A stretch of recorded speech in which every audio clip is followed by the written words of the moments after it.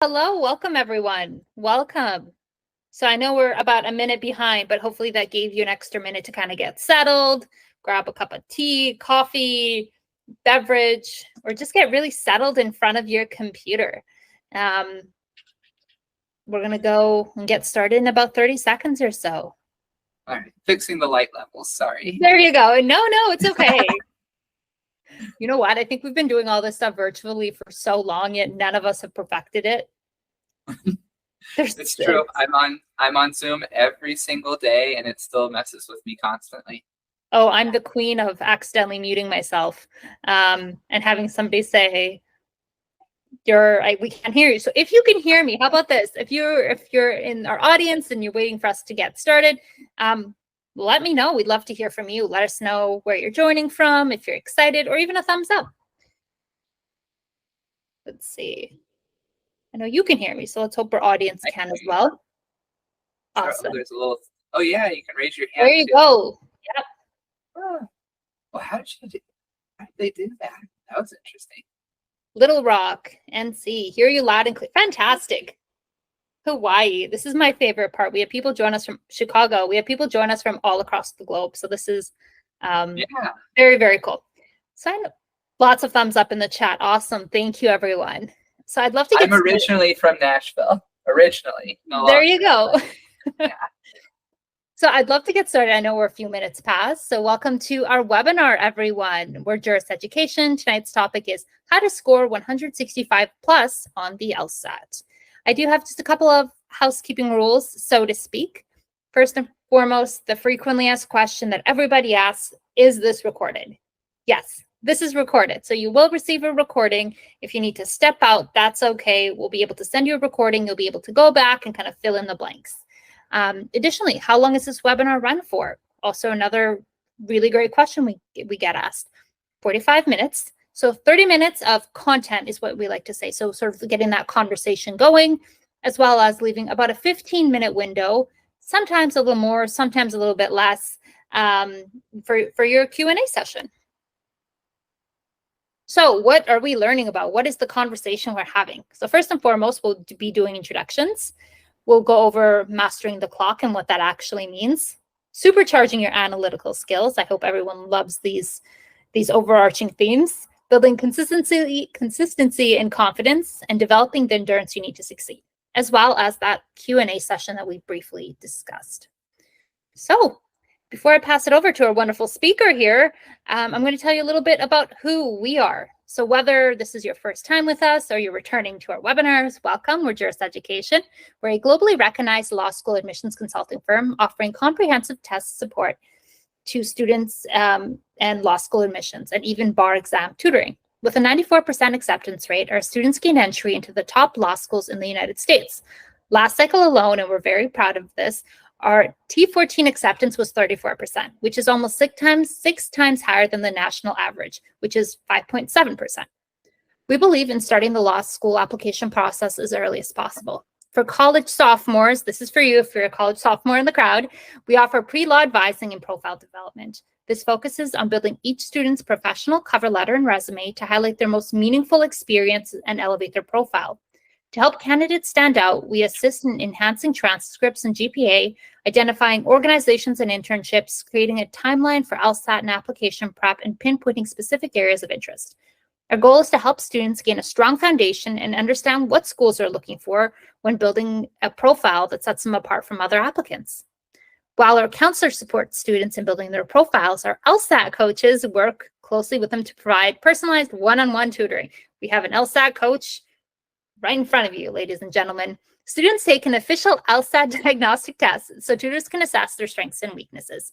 This helps create a custom study plan structured for the days, weeks, and of course, months ahead. We all know it's a process.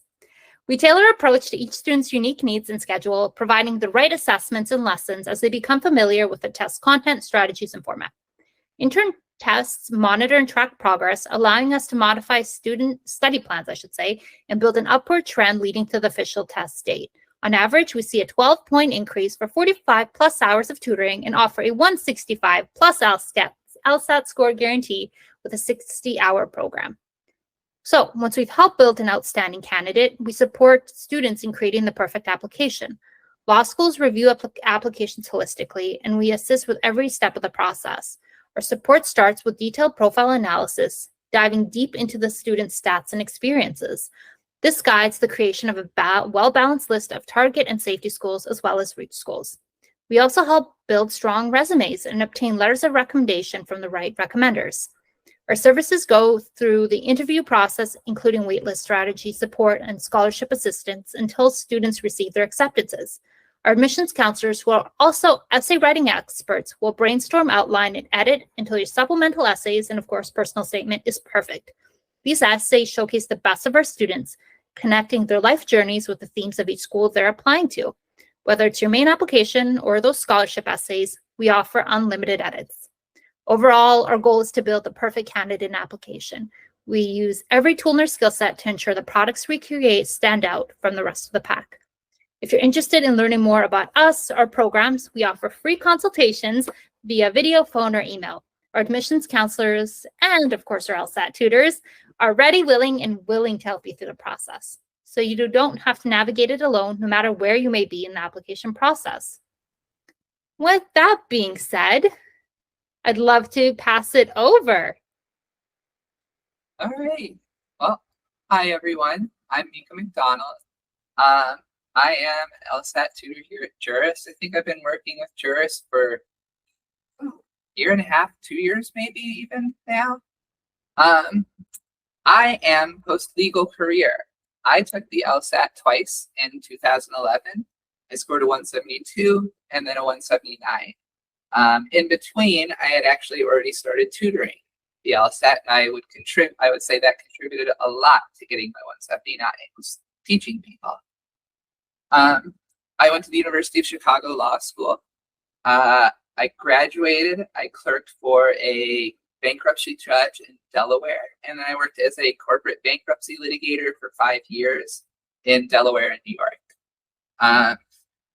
I left the practice of law during the pandemic. I decided that it wasn't the lifestyle for me anymore. I came back to teaching, and I love what I do. I do LSAT tutoring, and I would also say I like to help edit admissions essays. I am a former litigator. Being persuasive in writing was my job, and so I hope I can contribute with students in both manners. Yeah, so that's me. I think we're ready to roll on in. So yeah, the LSAT is an extremely time pressured test, right? If you had 2 hours to do a lot of this stuff, it wouldn't be that hard. But the fact that you were forced to answer reading comp, 27 questions in 35 minutes, that means you have to read 4 passages, each of which is about a page, even maybe a little bit longer in length, page and a half in length, and then answer 27 questions, right, in 35 minutes. In logical reasoning section, there are usually 25 questions in a section. So you have, about a minute and 10 seconds per question. So again, 25 questions in 35 minutes. And you have to do all of this stuff back to back, right? So in the course of an exam that takes about 3 hours. What I do tell students, though, is your first step in this journey is mastery of the skill set, right? It's learning the fundamentals of each section. It's learning the question types. It's learning basic sort of modes of analysis and logical reasoning, types of arguments you'll likely see, right? It's learning how to do effective note-taking and highlighting and reading comp. And trying to master these skills under time pressure is a self-defeating attempt, right? So the start of your journey is always untimed, right? Oh, I misread this slide, I think, y'all. This is about study schedule and responsibilities. So I'm going to back up because that's a different clock. That's I think, beating the times. There's a different slide for that. Yeah, I tell people that I put about 200 hours into studying before I took my test the first time, and another 200 or so in before I took it a second time. right? I don't think you can maximize your score on this test in 10 or 20 or even 50 hours. There is so much to cover, so much to master, and so many tricks and difficulties to defeat, right? The LSAT is written in a difficult way on purpose and is designed with all of these different traps from the test maker. It takes a lot of time to master that stuff. So if you are 100% set on going to Yale, you should plan to study for at least 400 hours, period, and stop. I know a lot of other tutors, and I can't tell you, like, people think that there are naturals out there who just kind of like waltz into the LSAT and hit a 177. I have never met someone like that. Never. Not at U Chicago when I was there, not as a practicing attorney, not now, right? So gauge your goals accordingly. If you want that 175, you are going to have to put in that many hours. And like Andrea said earlier, right, starting as a sophomore or junior is a very smart idea, because trying to fit that many study hours around everything else in your life is going to be difficult, right? I like what the slide says about routines, right? Haphazard study time is haphazard, and it inherently means that it can get pushed around by other circumstances. But if you commit to, say, 2 hours on, if you're a sophomore, for instance, so you commit to, say, an hour on Tuesday, an hour on Thursday, an hour on Saturday, I love it, right? That's a great start. That's fantastic. Put it in your schedule, put it in your calendar. If I showed you my calendar, it's insane. Block things off, right? I'm a tutor. I have to block off every student. Block off your time, right? Commit to that, because that also really helps you avoid burnout. Yeah. Having a routine schedule, not feeling behind, not feeling stressed like you haven't done enough. If you commit to those hours each week and you do those hours each week, you can feel good, right? I think next slide now. Oh, I have the little clicker too. Whoops. Sorry, I just realized that. Creating a study schedule. Yeah, I think it kind of just hit the ideas I just talked about, which is you need to allocate specific time slots, right? When I was studying for the LSAT, I would literally block out 5 hours on Saturday and Sunday each day from 10 to 3 p.m., right? That was it. I was always there at 10, around 10. I was there by like 10:15 or 10:30, and I would stay until 3, right? I would do one practice test. Remember, this is back in 2011. You didn't have nearly as many test prep options and not nearly the depth of test prep. So I would just do a practice test each day and then review it, and that would take about 5 hours. All right, let's keep going. Time practice strategies, right? Nothing is going to be more indicative of what your true skill level is than a practice test. Period, and stop. Nothing is going to be better than 5 practice tests, a running average, right? So I tell students, especially in like the last few months before the test, you should be taking at least 1 practice test per week, right? If it's not just practice, it's also a check-in. It lets you know what your progress is, and it helps you test out timing issues. So if you're a sophomore, don't take a practice test once per week. I want to emphasize again, build your fundamental skill set, right, first, and then start taking practice tests. But you do need to take them regularly. And if you are wondering if you're ready to take the test for real, take a practice test. Creating in a similar environment is important. There are 2 options now. You can go in person in a test center, which is usually like a conference room or at like a big convention center or something like that. Or you can take it from home. I strongly recommend you take it at a test center because the proctors at test centers are professionals who do this all the time. The proctors for online tests are random people that are just staring at you for 3 hours and can also hit the end button on your test and ruin it. But regardless of which one you're choosing, try to create an environment similar to the actual test. So if you're going to take it in a in the test center, go study in the library. Take practice tests in a library. Coffee shop's definitely too loud, but be in a place that has people moving around and breathing and making human noises, right? Progress tracking, same thing with the practice tests. There's nothing that's a better gauge of your true score than taking a practice test, and that's a good way to check progress. Again, though, I would say follow a standard test prep syllabus, or if you hire me as a tutor, my syllabus, right? And master the fundamental skills and then start working this stuff in. Having a good syllabus is helpful. It's frustrating to just gauge your progress by, oh, did I score higher today? Because some days we have bad days and we score lower. So setting tangible, smaller goals, like I'm going to read these 2 chapters of this, the book on the LSAT next to me. I'm going to do that today, and I'm going to do 20 practice questions, is really important, right? It's the same thing with meeting your time goals on a weekly basis, right? The way you know that you're making progress is not just from your score, but also from doing the things necessary to get better. Yeah. Let's roll on. So LSAT used to have 3 sections. Analytical reasoning was recently removed from the test. The test still has 3 scored sections on it. There are 2 logical reasoning sections and 1 reading comprehension section. When you take the actual test, there is going to be a 4th section, which is experimental, and it'll just be one of the other 2 types, but it's them testing out questions. It's not part of your actual score. So 2 sections of logical reasoning, 25 questions each typically, and 1 section of reading comprehension, 27 questions. Yeah.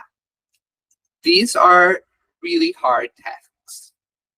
There is so much variation. For example, reading a question that's built around conditional logic is completely different than reading a question that's built around causal logic. And you have to sort of get used to almost different types of English, right? Little like subdomains of the English language that you're just going to have to sort of learn from scratch. So that's part of what goes into this.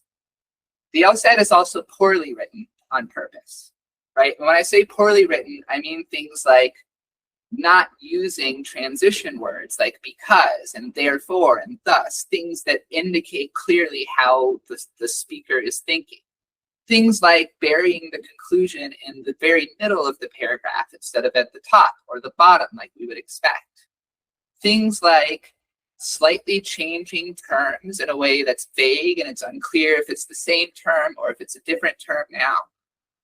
Unclear in that they use overused referential language like this thing, that thing, he, she, they, right? References that don't directly track. Which is all to say that this is deliberately hard, right? It's not just deliberately complex sort of ideas. It is them putting deliberate obstacles in your way and you having to figure out the strategies to get around that. Which is fair because when you become an attorney, especially if you're a litigator, the opposing side is going to do the exact same thing to you, right? They're going to be vague and misleading on purpose. They are going to do all of the things that the LSAT does. So treat this as genuinely professional training for being a litigator. Yeah. All right, let's keep rolling. Reading comprehension, right? These texts come in 4 flavors, right? And when I say 4 flavors, I mean 4 domains. There are sciencey ones. There are humanities-based ones. There are social sciences, so think econ, philosophy, that sort of stuff, and law-based passages. There are certain types of essay structures that are reused over and over again, right? Just regardless of the different type of topic. The questions that you're being asked are not at almost rare, like maybe about 1/3 of the time, are about what was said in the passage, right? And I mean that in the sense that they're asking you to sort of identify a detail that was mentioned, right? Recite a fact, Did you remember that the passage said this? Most of the reading comprehension section is about author intent and structure, right? With the addition of inferences and then applying concepts from the passage to novel situations posed in a question, right?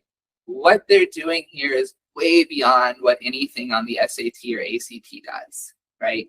The sort of questions you're being asked are really, really sort of, can you read an essay and understand what the author was trying to achieve by writing? That is sort of the fundamental skill of reading comprehension on the LSAT. But suffice to say that these questions are very, very difficult, very, very complex. The topics feel very difficult. I will also say that the passages are self-contained. If you get a science passage, you don't need to know anything about the science in the passage to answer all of the questions. Anything you need to understand is in the passage. That said, people usually experience sort of preferences for different domains. I definitely love law and social science questions. I'm a lawyer and I was an econ major in undergrad. Surprise, surprise. I definitely don't enjoy humanities passages. They're my least favorite by far. I just find them boring. But you have to excel at all four. And part of that is reading for intent, reading for structure, reading for tone, right? This is about deliberate reading for specific things. It's not about memorizing what the passage said or even understanding the content of the passage, right? What we're really trying to understand is how the passage is built. I like reading comp. I think it's fun. I'm a big time note taker. I think good note taking on the LSAT is kind of the ideal strategy here. I think highlighting tactically to emphasize like lists. So if the author starts listing evidence for a certain position, that's a good thing to say, I'm going to highlight first, second, and third where they say it, so I know where that list is. Trying to do reading comp just on memory alone is not going to work. I do not know a single person that scored in the high 160s even that did that. It is too difficult to just try and memorize this stuff. Definitely too difficult. You need memory aids to help you. You need stuff that forces you to connect concepts, and notes do that. So I love that about them. How are we doing on time? 5:24. Okay. Logical reasoning is an incredibly broad topic. So many different things fall into here, right? But the core skills are breaking down arguments, right? Can you understand the pieces of arguments? Can you recognize them when they're in front of you? There's an entire question type about main conclusions, and all it's asking you to do is identify the main conclusion. And nonetheless, there are 5-star main conclusion questions with a 45% correct answer rate. So even the idea of consistently recognizing pieces of the argument is a true skill that you're going to have to practice on the LSAT, right? Then breaking them down into their pieces, understanding how the pieces fit together, right? We have methods of reasoning questions, which ask you how is the author arguing this? What sort of argument are they making? And so you have things like using correlation to prove causation, right? Or using a comparison between two groups to determine whether a variable affects anything, right? Stuff like that. And then you get to like strength and weaken questions, where now you're being asked to attack or defend an argument, right? And so I could ask one of my students a question like, what are the 4 problems with polls and surveys? And a good student will memorize the 4 problems with those things. That way they are always checking for them. By the way, number 1 is people lie. Number 2 is bias. Number 3 is representativeness. Are you polling the people that you need to be polling in order to make the conclusion you want to make? And number 4 is sample size, right? And so a fair bit of logical reasoning can also be memorization. And then application, because you have to recognize that type of argument when it's happening, and then recognize whether one of those flaws is being made. Or if you're on a weekend question, you're trying to create one of these flaws, right? The LSAT has paradox questions where you're just trying to resolve two things that seem like they can't possibly both be true. Something that's surprising or weird. And then you have to come up with an explanation for how that's possible, right? Resolve the paradox. Then you have conditional logic questions, which are their own subdomain. It's like a third of the LSAT. If you've taken a philosophy of logic class, then you'll know how to do some of this stuff. Otherwise, you will have had no exposure to it whatsoever, right? And that's something you have to learn from scratch. So this is a broad section, and it is 2 of the 3 scored sections, right? So if you're asking which section is more important, the answer is logical reasoning. If you're asking which section's easier to master, it's reading comp, honestly. There is so much in logical reasoning, which again is why it takes many, many hours to get a 170 plus score. You have to commit time, and you need to start planning ahead. Okay. Excuse me. Gosh. Yeah. The skill set transfers. One of the things I try to emphasize to my students is not to fall into the trap of just like studying this question type and then this question type and then this question type. Because like that's not the skill set is not just by question type. In fact, most of the skill set is not question type specific, right? Being able to read dense, poorly written language is essential to both sides of the test, right? Understanding when an author is saying that somebody is wrong versus when an author is saying that somebody hasn't proven their point versus somebody saying that an author's evidence is bad and why those distinctions matters on both sides. When you learn, focus on not just question types, but skills, right? Am I consistently identifying the conclusion correctly?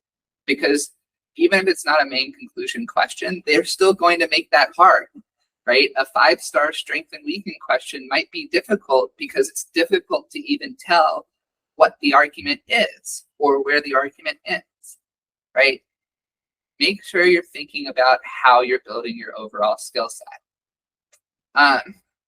This point about switching between those 2 mental modes is definitely something you need to train in the months leading up to the actual exam, right? Because you might have logical reasoning, reading comp, logical reasoning, reading comp, and you don't know which reading comp is the experimental section, right? So you can't assume the first reading comp is the one that counts. So now you've had to switch 1, 2, 3 times, right? Your mental focus has to switch. So practicing that is really important, which again is why we take a lot of practice tests in the months leading up to the actual exam. Yeah. I think I've said this on almost every slide, but yeah, consistency is key. Put in the hours. Don't freak out if you have a bad day, right? Like I could take a practice test today and score 172 and I'd hate myself, right? Because I do this professionally and that would feel embarrassing. But it's a bad day. And then the next day I'm going to score 180. Same for you. 8-point variances, like not even rare really. So never freak out about one specific test or one specific day or even 2 specific tests. Build a consistent routine, right? Commit the hours to study, regardless of whether, well, obviously, if you are in a bad emotional state and you need to take a day off, you should. Like preserving your sanity and not burning out is critical to this, right? But focus on just sticking to the commitments you've made to study, right? More than anything else, if you stick to those, you're going to improve, right? And I will turn it back over to Andrea. just going to take a quick minute and do a check-in. So we do have some questions, which is fantastic. So I think maybe we'll do like a question now and then get, just to keep the pace up, and then we'll focus on the rest towards the end. So I don't know if you answered this. It may have gone over my head, but which section is the most difficult? Which section should you study the most? Yeah, so I think just because of the volume of questions, you should prioritize logical reasoning between the two. But like I said, I do think reading comp is a little easier to master. And when I say master, I mean go from missing 3 to missing 0. I can't really say that either is easier. I think it depends on the person, and it depends on sort of what their skill set is coming in. Some people come in really good at reading comp, and some people come in pretty good at logical reasoning. Yeah, I know that's not really a helpful guiding answer, but it is the answer, I think. Yeah, I think everyone is so different, right? But this person loved it. They said, thank you. That makes sense. So that's fantastic. We have a ton of other questions coming in, so I'll make sure we get back to those later on. And just wanted to take a quick moment and direct individuals to our website. We do have a LSAT sample question, sort of like a pop-up quiz. By no means is it the only one you should ever take. By no means is it an indicator of, exactly how well you do and what your score will be, but it might help you sort of get familiar with the types of questions and whatnot. So definitely recommend checking that out. But Mika, I'll send it right back to you. So yeah, record your progress. You should almost certainly, and I saw a question that just came up in relation to this, but you should sign up with one of the major test prep websites. I think through us, you can get a partial subscription to Magoosh. I'm not exactly sure of the details. I don't know if I'm allowed to say what I use instead, so I'll just keep going, which is these test prep companies really do offer a lot of value. I would say the biggest one is it tracks things, right? It gives you analytics, right? A good test prep website helps you figure out what you're doing best at and what you're doing worst at, so that you can kind of target your improvements, right? Target your efforts.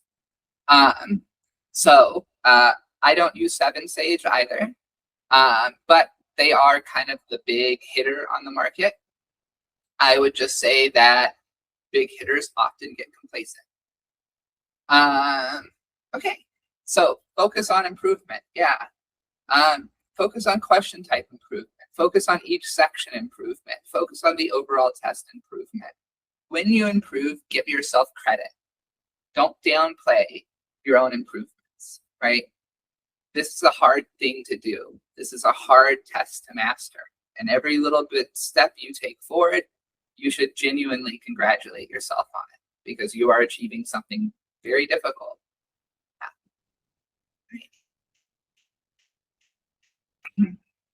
Test anxiety. Yeah. I am a really, really big proponent of monitoring and managing your emotional state, right? If you are tilting, you will not do well. If you are sad or upset and you sit down to practice, you are going to retain less and improve less, right? Being able to handle the emotions of this exam is difficult. And doing the actual test is a lot of pressure. Yeah, you're going to feel it, right? You're going to get a little bit of an adrenaline response walking into that room. But you have to figure out ways to handle it. So I'll say for me, number one, I'm a very tactile person. I'm just playing with hairbands right now, or scrunchies, and just because I can't stop using my hands. So I had little hand tapping routines. Close my eyes, hand tapping. Deep breathing is a great idea. I like progressive muscle relaxation, right? Take 5 minutes before the exam and to start doing that. And if you start to tilt, if you start to get freaked out, if you feel flustered by a question, pause, breathe. Yeah, take a second and things will turn out better. So lifestyle wise, this stuff matters too, right? Having good life practices, exercise is a really good one for managing the stress from the test. I know a lot of students that work out right after they study. And it makes sense. Pay attention to your emotional state. That's what I would say. It matters, and you can't just ignore it and push through, especially on something this difficult, right? It's one thing to like push through and memorize a bunch of stuff for, a biology test where you're just sort of regurgitating facts. It's a different thing to like push through and then do something that's like as complex mentally as like playing chess and reading and 3 other activities at the same time, right? Get yourself in a good state. Resilient mindset. Same idea. Build a support system, build a routine, build habits. Give yourself credit when you improve. Give yourself credit for just sticking to your schedule, right? Yeah. Again, I'll emphasize that like this is a difficult thing to do. Studying and succeeding at this test is difficult to do.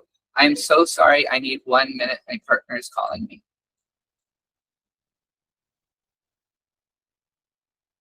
Hey, I'll set it right now.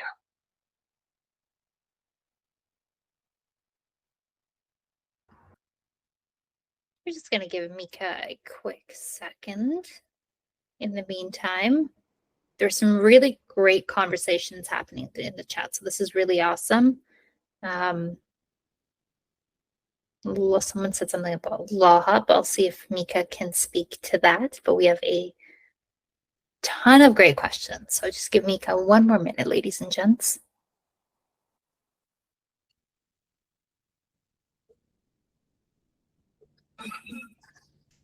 I am so sorry about that.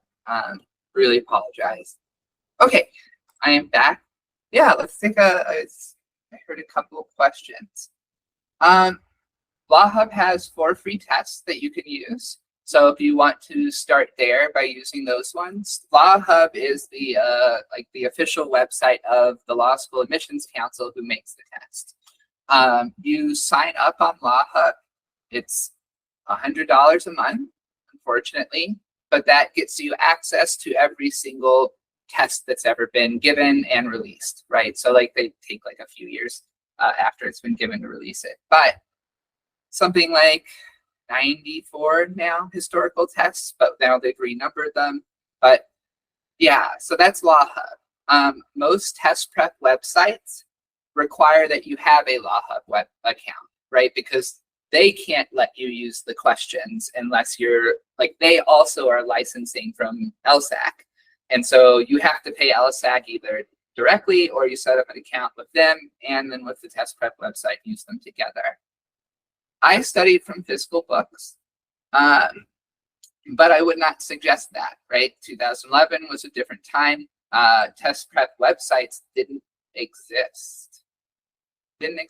There was you couldn't go onto any test prep website and do a whole bunch of questions and then get a score feedback and have video lessons. That just didn't exist, really.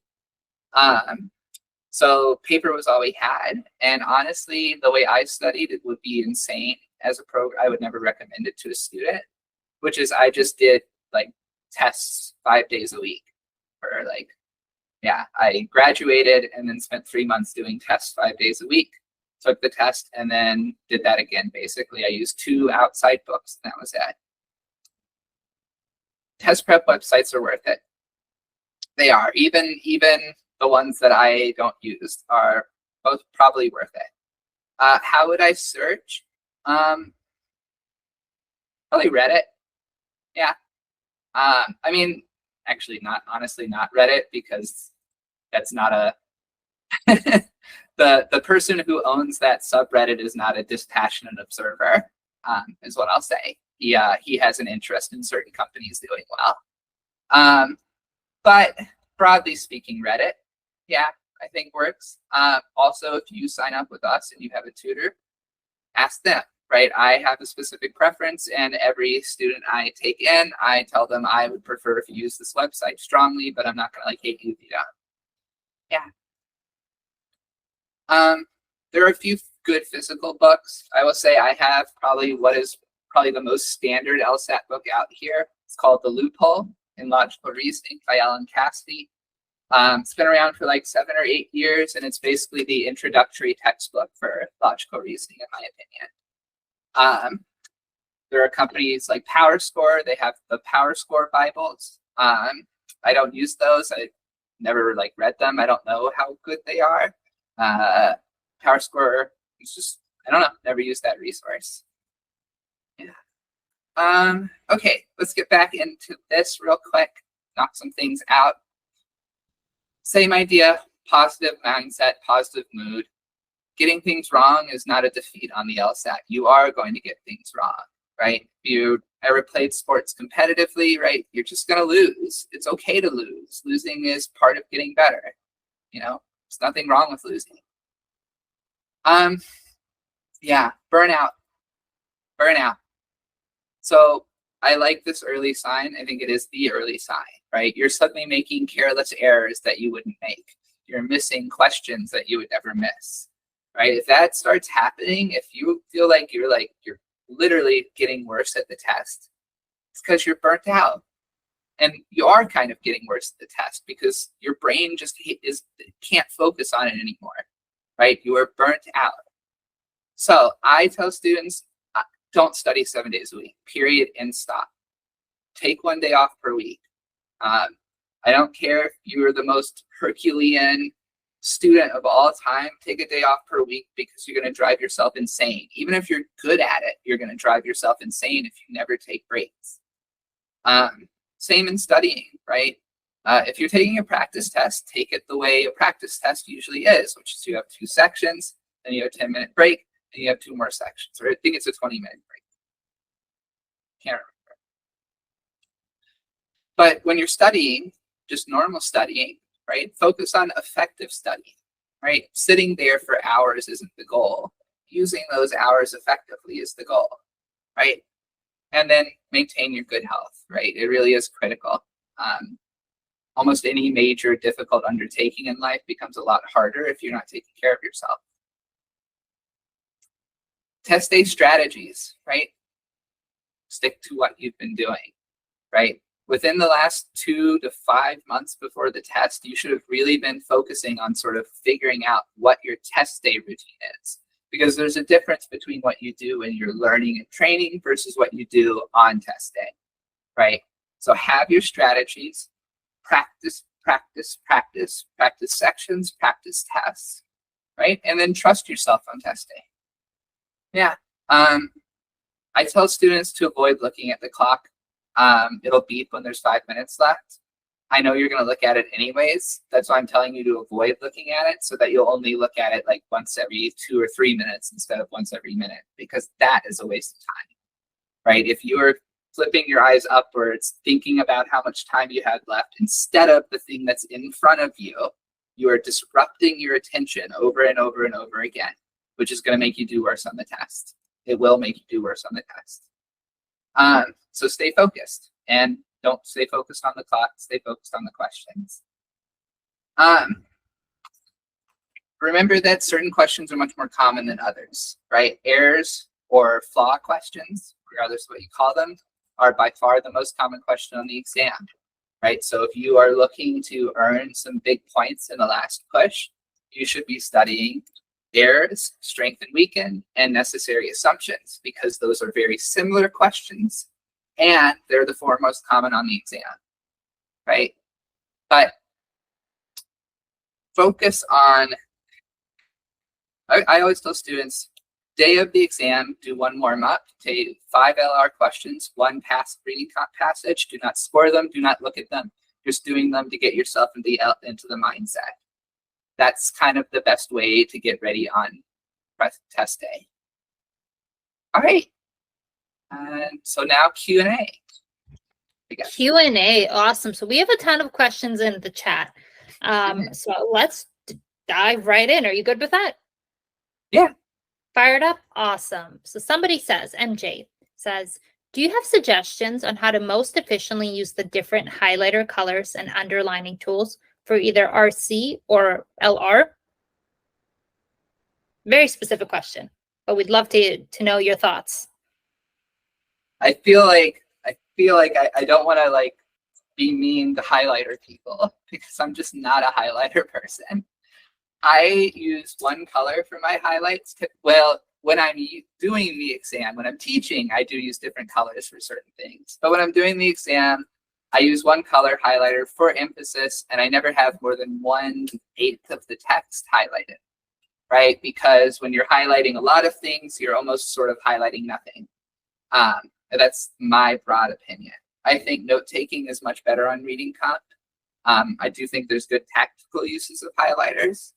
I think on logical reasoning, highlighting the main conclusion once you've found it, not a bad idea.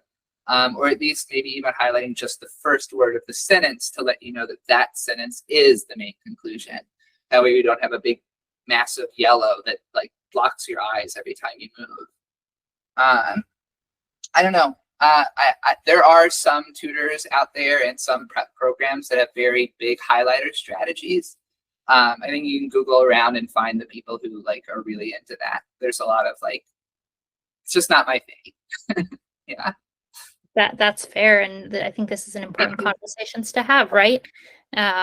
Whether this particular individual is a highlighter person or not, or they may have heard that, you know, highlighting could be a possible strategy. So all very valid conversations to have.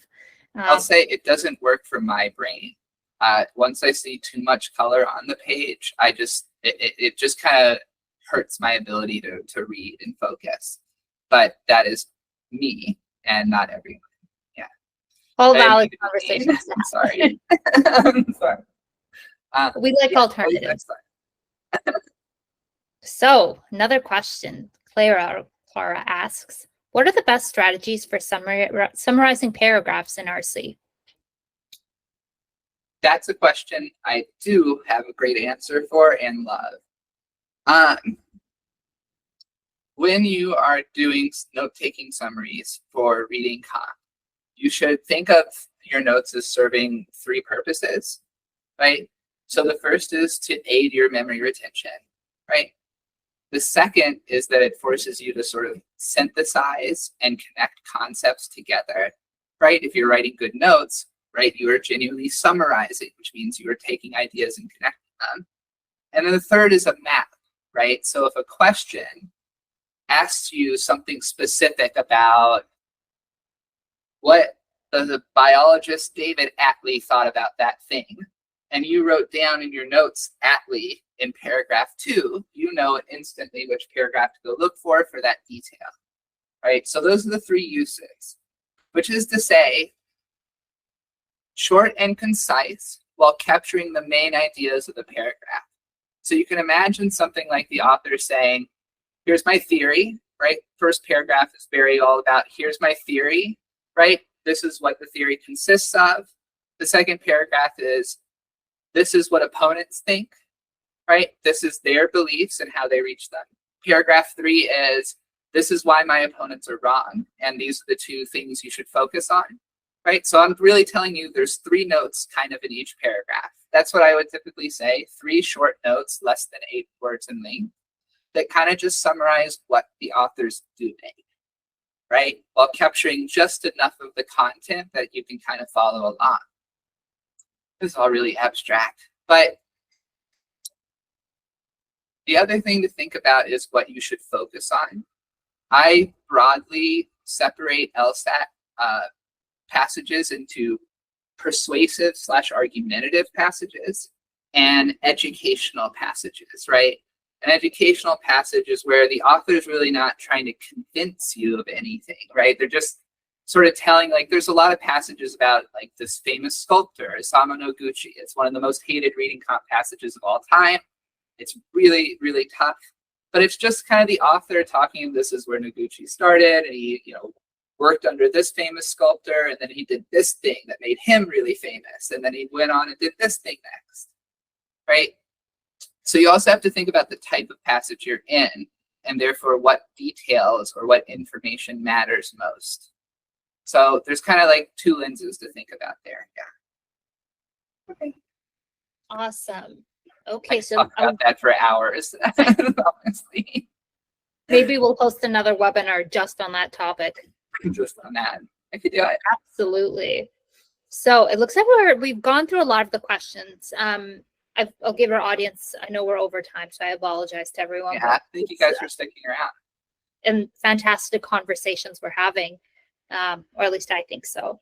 In the meantime, I want to give everyone just a moment to get in their final questions. And I wanted to ask thank you so much for your tips in really big capital letters. So, oh, thank you. Oh, I appreciate that.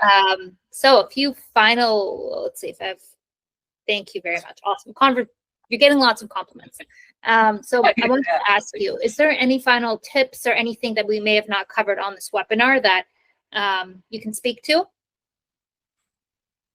Any final tips that we haven't really talked about on this webinar? Tips, advice, any sort of thought process? Tutors and study groups are a good thing. Working with other people really helps accelerate progress. Obviously, like an experienced tutor is going to accelerate that more.